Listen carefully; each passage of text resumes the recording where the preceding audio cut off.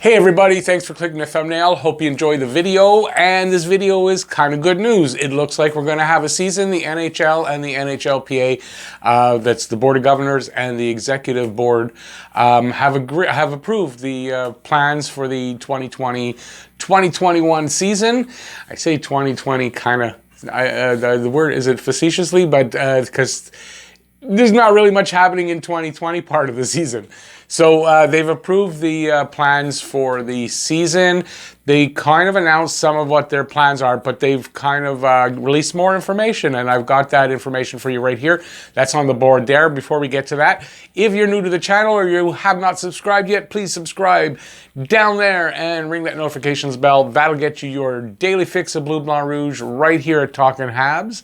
And if you like the video, give it a thumbs up, please, and let's get right into it. So I've got everything that was released today and yesterday and all that, and we'll go over everything. Some of it I had in another video, but there's a good deal more to add to that, so we're going to get into it. First, before we get to that, I'm filming this on the 20th of December, and it is happy birthday, 42nd birthday to Andrei Markov. So Andrei Markov turns 42 today, and yeah, all the best wishes to Andrei Markov.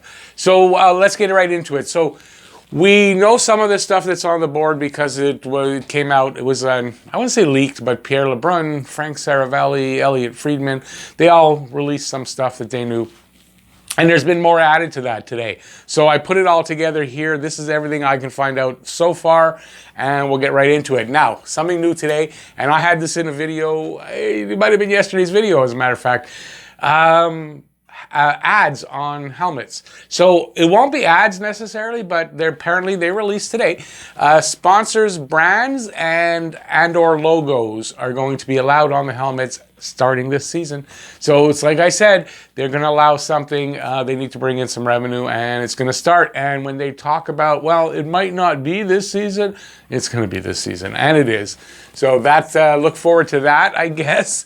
It'll only be on the helmets, so the uniforms won't be all gucked up with all the logos like you see on the European teams. But you know, it's the wave of the future because they need to bring in the revenue. And after all of this, you got to figure, yeah, for sure it's coming now.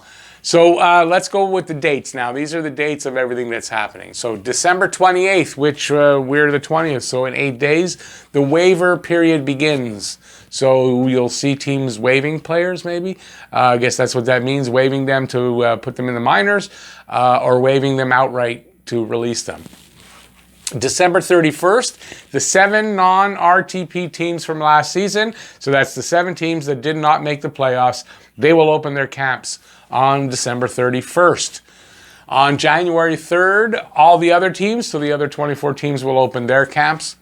On January 13th, season starts. Now, I think that's still a little tentative. I don't know if that's 100%. It might be a small delay there depending on how they can work things out. Because right now in Canada, there's still apparently BC, and I don't know if it's just BC, but BC definitely saying no to allowing the teams in and out of their province.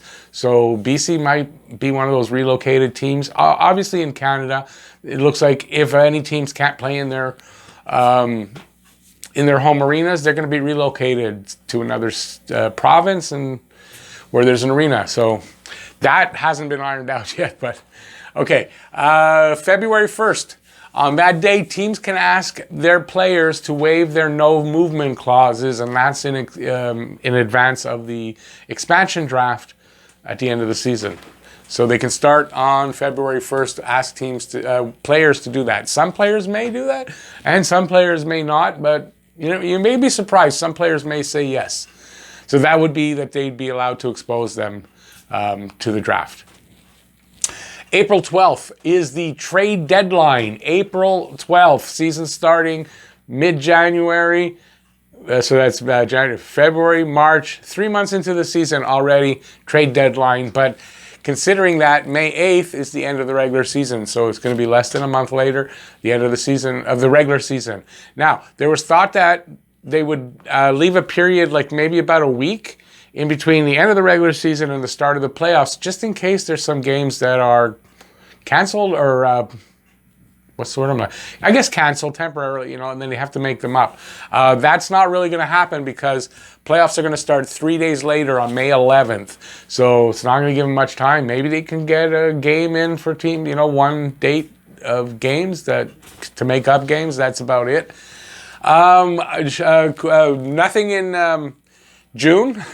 July 15th is the last possible day for playoffs. So that's it. It's got to be done by July 15th. No ifs, ands, or buts there. 24 hours after playoffs end, the buyout period will begin. So any teams buying out any players, they'll be able to do that 24 hours after the Stanley Cup's handed out. Let's say that. July 17th, so that's 2 days after the last possible playoff date, the expansion draft.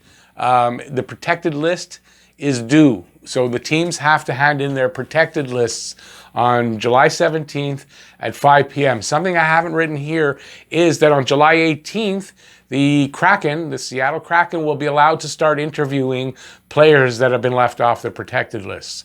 So they'll have 3 days, I guess, because July 21st is the expansion draft.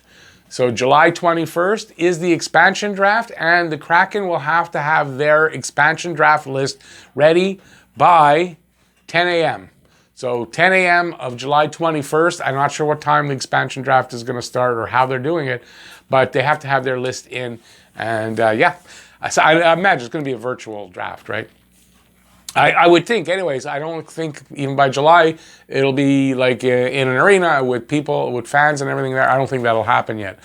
July 23rd and 24th, the NHL entry draft will happen. That's a big day. Everyone loves that day. So that's just 2 days after the expansion draft. We'll have round one of the entry draft. And then on the 24th, the day after that, we'll have the rest of the rounds.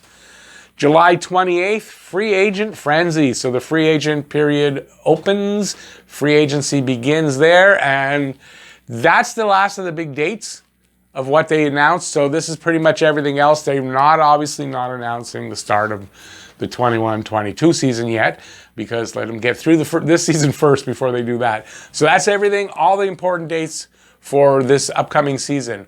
So some of the changes, teams are required now to carry 3 goaltenders.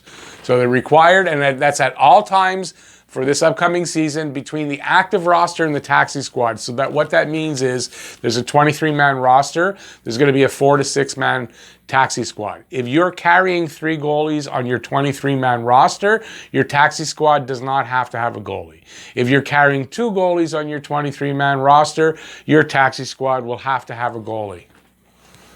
Entry-level game limit goes from 10 to 7, and what that means, if you have a player on an ELC coming in for the first time, up until this year, if they played their 10th game, that's the first season of the ELC will be considered as used up, as having taken place. So it burns that. If you send them down after 9 games, it doesn't do that. In this case, this year, it's going to slide down to 7 games. So if a player on an ELC has played 7 games or more, that year of ELC is burned up. If they play 6 games or 6 games or less, and you either, I guess, put them on the taxi squad or send them down completely if there's a place to send them down to, then that won't be used up, and that's fine. So it goes from 10 to 7. No movement clauses are extended through July. Usually they end, I guess, June. I guess by the end of June they would end, because that's when normally the cup is handed out and everything's done. This time it's going to be extended through July, because July is when the cup's going to be handed out this time. Opt-outs. Opt-outs by December 24th for the 7 non-RTP teams. So the 7 teams that their camps are opening up early, they did not make the playoffs last year.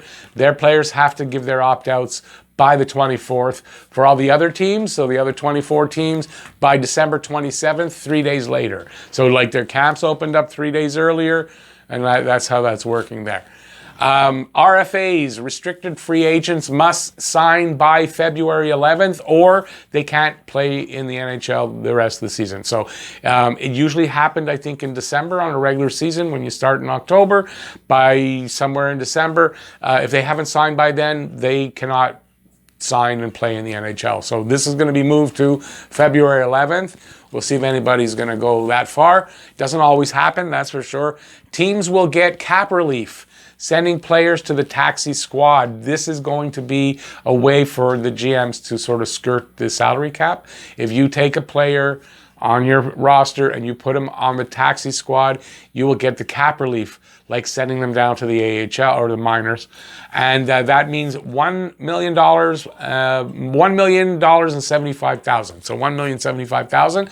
That's it. Now that'll be prorated. So like if you send the guy down for a week, you get that relief, right? Now, I don't know if you have to bring a guy back if you send someone down. I don't know how all that works, but you will get cap relief. And I imagine some GMs are going to have guys moving back and forth in order to save some cap money for a day, 2 days, 3 days, whatever length of time is.